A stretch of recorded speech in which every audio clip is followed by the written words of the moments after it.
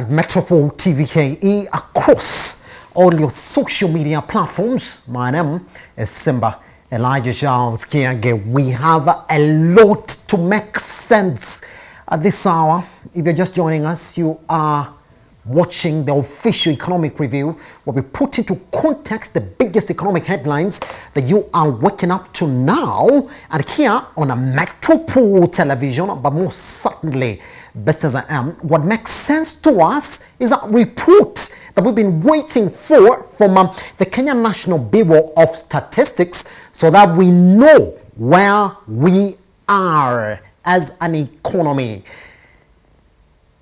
It went through a 4 months delay. We do have it finally. And let's begin like this. Now, Kenya's rate of domestic growth contracted to negative 0.3% in 2020, owing to the disruption caused by the COVID-19 pandemic in 2020. However, growth in agricultural production, construction and health services remained the major supporters of the economy. This even as the global economy contracted by 4.2% in 2020 compared to a growth of 2.7% in 2019. Let's listen to Korean attorney so that he can put those segments into proper perspective. Then after that, introduce the panel that is joining us this morning so that we can crunch those numbers and the data that we have for you this morning. We are not fully out of the wood yet. We don't know how the form that's going to take. We've had a number of new variants that has come on board. We are trying to cope. We are trying to understand the challenge of this COVID-19. And that's why we are not too confident about what the future portends. The construction sector grew by 11.8% for the period, while compared to 5.6% growth in 2019. Cement consumption rose significantly from 6.1 million tons in 2019 to 7.4 million tons in 2020, representing an increase of 21.3%. In 2020, total employment outside small-scale agriculture and pastoral activities stood at 17.4 million, down from 18.1 million recorded in 2019. Wage employment in the private sector declined by 10%. Informal sector employment is estimated to have contracted to 14.5 million jobs compared to 15.1 million jobs in 2019. That is Korean attorney going through the highlights of that report. Let me introduce the gentleman who are joining us this morning. We do expect to be joined by GABRIEL MWENDWA this morning. He's going to join us shortly. But on board, we already do have a George MUNGA. George, good morning, sir.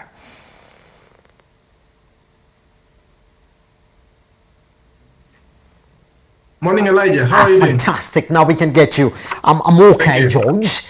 George, let me jump into the data set we have this morning. We're going to begin from the overall performance of the economy before we come down to the specifics. Let's look at that GDP growth rate all the way from 2015 to 2020. And indeed, we have that data set for you this morning. Let me read the figures. 5.7 in 2015, 5.9 2016, 2017 we do know we got into the electioneering age, 4.8. Then after that we rebounded to 6.3 in 2018. Then in 2019 we got back to 5.4, and then in 2020, negative 0.3% in terms of that growth rate. But that's fine. All right, before I cross over to you, George, let's look at top sector contribution to that GDP, because we could hear Okuri Atani talking about the sectors that are actually promoted that GDP growth. So if we could jump to that data set this morning again, we're going to start counting it indeed, and we're going to begin from agriculture, forestry and fishing. And you can see all the way to 2019, we're talking about 34. I can't see that clearly. We are sorry this morning. I'm just going to have to jump away from that data set this morning, because again, it's not that specific. Want to be specific this morning.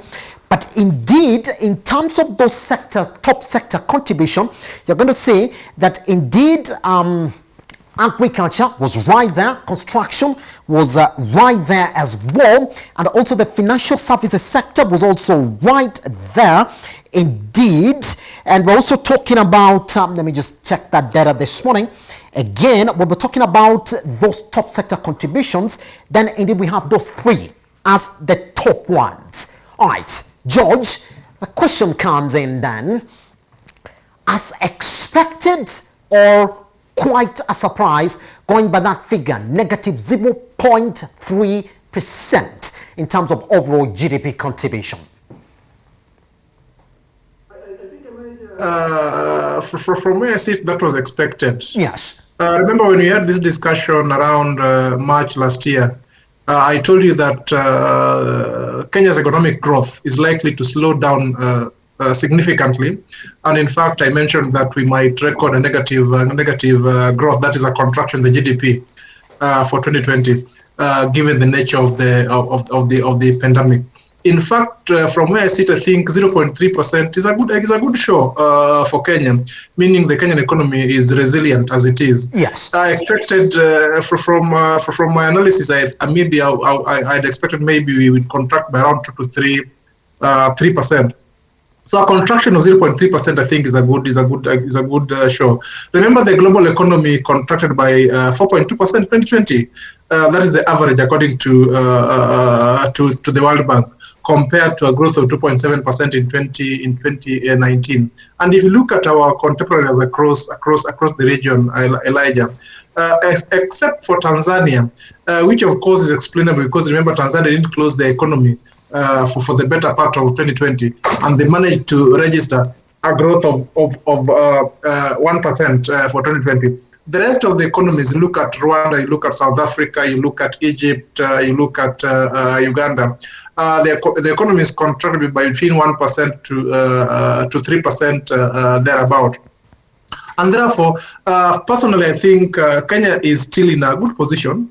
Not very good, of course, given where we're coming from, but I think it is a springboard where we should lay our grounds for growth in 2021. If you go through the ADB report for last year, most African economies the economies contracted by around 2 to 3%, and they're projecting that most African economies will grow by between, again, 2 to 5% in 2021. So as Kenya, I think we need just to position ourselves so that we take advantage of the economy is opening up again in 2021. I know the government is doing a lot in that direction. What I want to pick from Yatani's interview or from Yatani's statement is that he didn't inspire confidence in the economy, unfortunately, yes, given that he's a minister or is a CS for Treasury. I would have expected him to inspire confidence in the economy and just tell the citizenry that despite where we're coming from, the future doesn't look so bad. At least we have some hope. We have some light at the end of the tunnel. If you look at our economy vis-a-vis our contemporaries, that is what I would want to pick with him. But then again, Elijah, you remember we are in an electioneering period, and Kenyan electioneering period is not one of the easiest periods for the economy, and therefore we want to see how the government will navigate through between now and next year, August, to see if we can at least rebound back and record at least some positive growth for 2021, Elijah. Yes. Right. Now, let's talk about exactly where we are expected to rebound to or by George this morning. Yes, you hear him say, and I want us to listen to that carefully, George. He said, we are not out of the goods yet.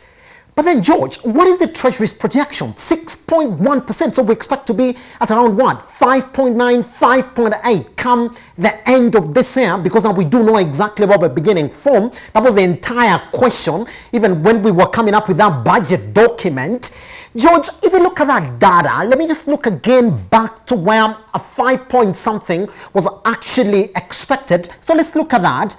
A 5 point something was back in 2016 when we were at 5.9. In 2019, we're at 5.4. And in 2015, we're at 5.0. 5.7%.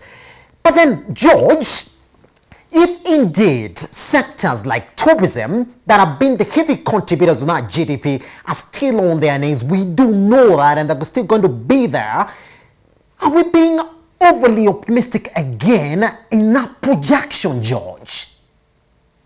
I don't think, Elijah, and that's why I was saying that Yatani should speak positivity in the economy. If you look at our economic performance last year, sector by sector, construction registered a growth despite the challenges that we had in 2020, a growth of around 12%, in fact 11.8%.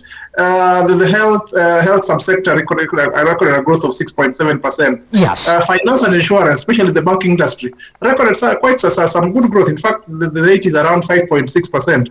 As per Kenya National Bureau of Statistics. And then agriculture recorded 4.8%, and then information and communication recorded 4.8%. You look at the sectors that recorded contraction, hospitality and accommodation was high on the rank with a contraction of 47.7%, like that's almost 50%. And that can be explained given that the several travel advisories that were in place in 2020. Education, of course, most schools were closed for a better part of last year, recorded a contraction of 10.7%. And then transport, let me put it as logistics, yes, recorded a contraction of 7.8%. And then retail and wholesale contracted by 0.4%, and manufacturing by 0.1%. Out of those 5 industries that recorded contraction, education is up and running again, Elijah, and most institutions are back to school or back to session. Logistics, Elijah, is picking up. Yes. Remember, the supply chains from across our borders are now open, and commodities are getting in and out of the economy, albeit not to the levels that we had experienced in 2018, 2019. Yes. Wholesale and retail is still struggling, but I know they're on the right track to recover. Manufacturing, you're back there. Remember the likes of EABL, the likes of Karoche, the likes of steel mills. They're back in business, and therefore, from my analysis, I think we might record quite some not very significant, substantial economic growth in 2021, but we are going to post positive growth compared to 2020. Our only challenge is the electioneering that we are going to have in the next few months, Elijah. And as you know, Kenyan elections have not been managed very well for quite some years now. So that is where the government should come in strongly and ensure that our electioneering is managed so well, so that at least we can take advantage of the economic growth across the region, so that even as we can record some growth, we might not reach 5% from my analysis, Elijah. Yes. But at least I project that we can do maybe between 3-4% thereabout in terms of GDP growth. But 2023.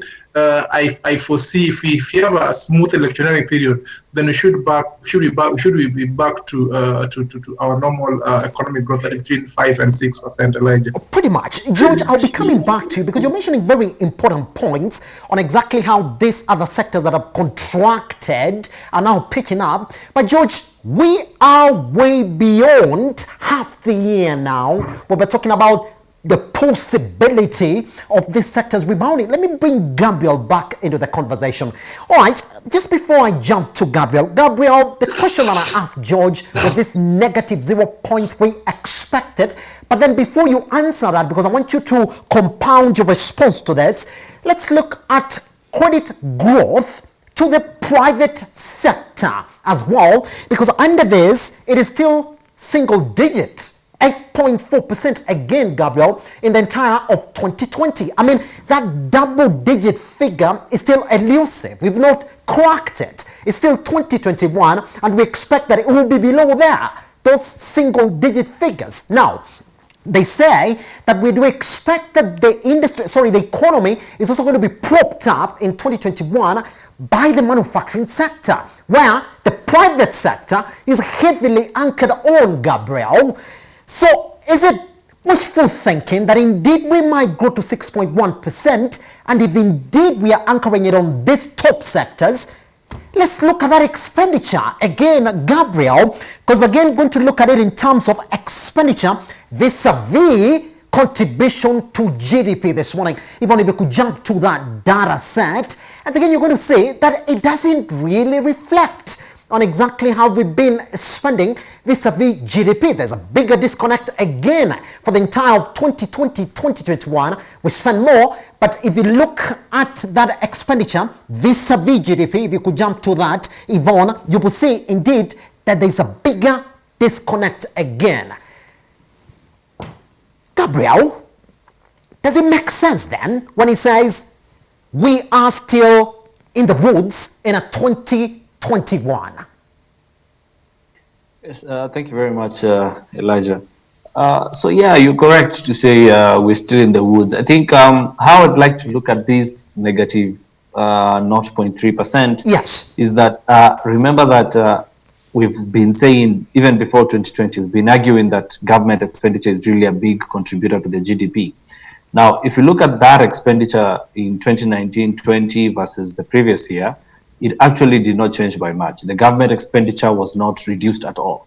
So it means that this negative 0.3% largely came from the private sector. yes. Now, remember again, government lost a lot of taxes and increased its borrowing. So actually, if you want to look at what I want to call the adjusted impact, it is much greater than 0.3%, minus 0.3%.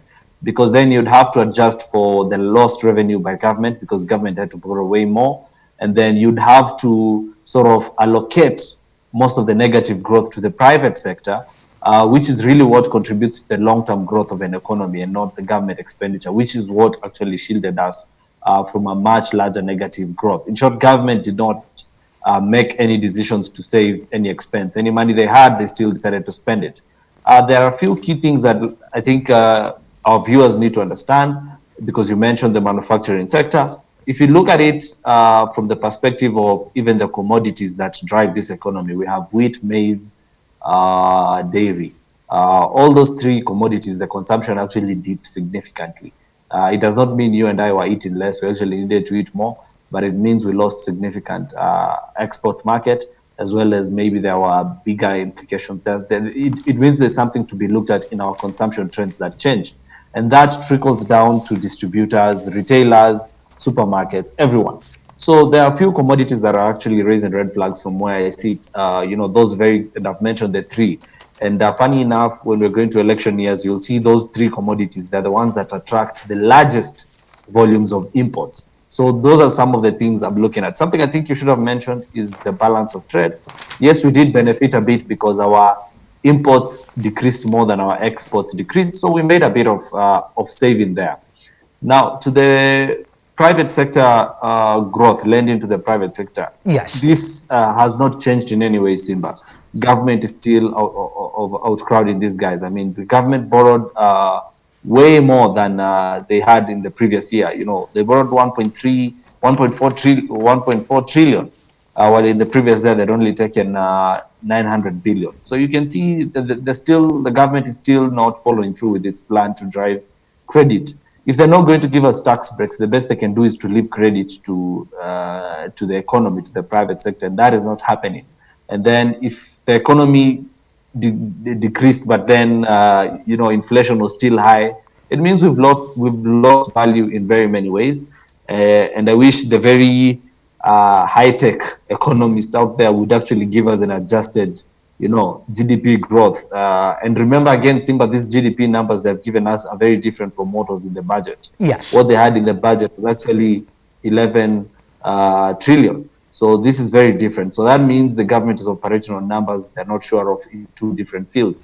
I don't know if there's any question I've missed from what you asked. Pretty much. You're spot on. And George, let me bring you back so you respond immediately to exactly what you said. George, this morning you speak from the optimistic perspective, and I would like also Gabriel to weigh in on exactly that.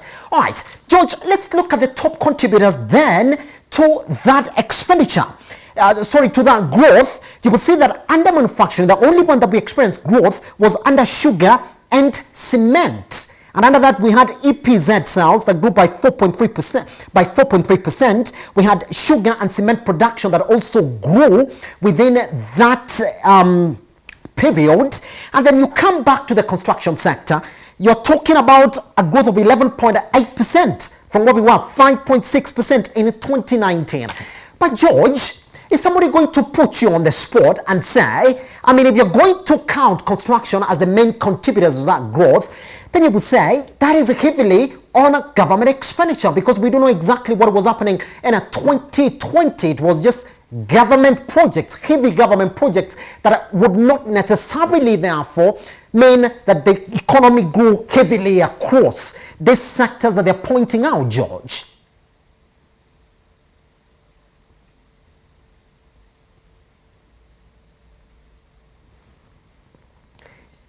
Yes, George, unmute your microphone. Sorry, thank you, Elijah. Yes. I was saying that if you look at the growth rate sector by sector, construction sector definitely grew. Yes. And this was majorly due to government projects. Remember, that's the time that we were doing the expressway, the expressway from JKIA all the way to Westlands, which is yet to be completed, and yes. several other road projects that were being done across the country, and that explains why you see cement manufacturing increased. Yes. Private sector construction slowed down, if I may put it that way, and that was affected by, of course, latent demand.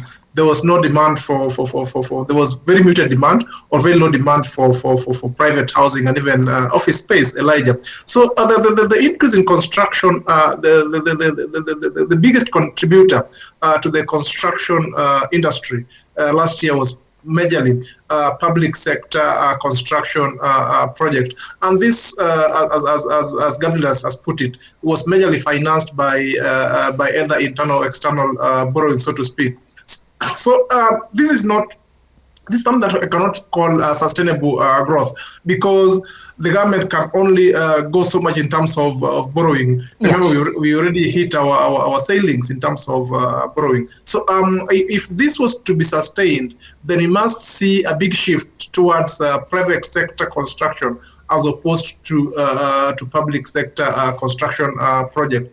But that notwithstanding, Elijah, I think Kenya is still at a position where we can still pick up from where we are and still move to the next level.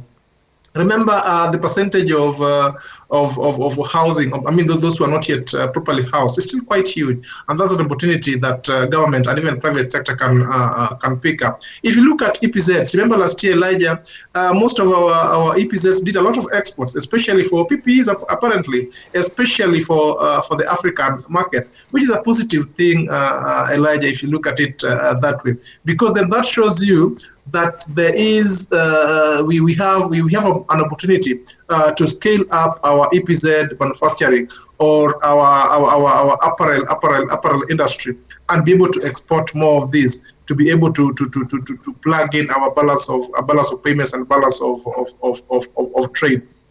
So, Elijah, from where I sit, I think government has a very big role to play if we are to get out of the depression that we've had in the last 1 year. Normally, personally, want to compare where Kenya is vis-a-vis where the rest of the world is, or where the rest of the economies that compare with Kenya is. And if you look at it, even if you are to rebase it, remember, Elijah, Treasury has tried to rebase our economy again. It had been rebased, I think, early in 2014, 2015. Treasury has rebased it again, and I think has plugged in another 500 billion in our GDP, which to me I don't think is a realistic thing to do, especially at this point, because we need to relook at our figures so well, so that at least we can lay our foundation for growth on realistic figures. Simply by rebasing your economy doesn't add a coin into your economy, but that's a debate for another day. So as it is today, I think there are two things that Treasury or the government must look into. One is to ensure that our electionary period is managed well, so that as we pick up our economy, then there are no shocks in the economy. And then two, to focus on the major sectors that hold our economy. And one of the sectors I think government should look into is the tourism subsector, which suffered very heavily last year. Remember, they reported a contraction of around 50%, which is not very good for our economy. Remember, tourism is one of our major export earners, or one of our major FX earners in this country. And therefore, those are the industries that I think the government should look into. And then finally, Elijah, for us to pick up, or for us to ensure that our economy grows, then the government must allow the private sector to thrive. And if they're to do that, then they must desist from borrowing locally, crowd out the private sector from the local money market. I think those are the areas that if the government would focus in, then at least we would experience some positive growth going into 2022 and even 2023, Elijah. Pretty much. All right, let's go out on a break like this, Gabriel, because I want us to come back and talk about that.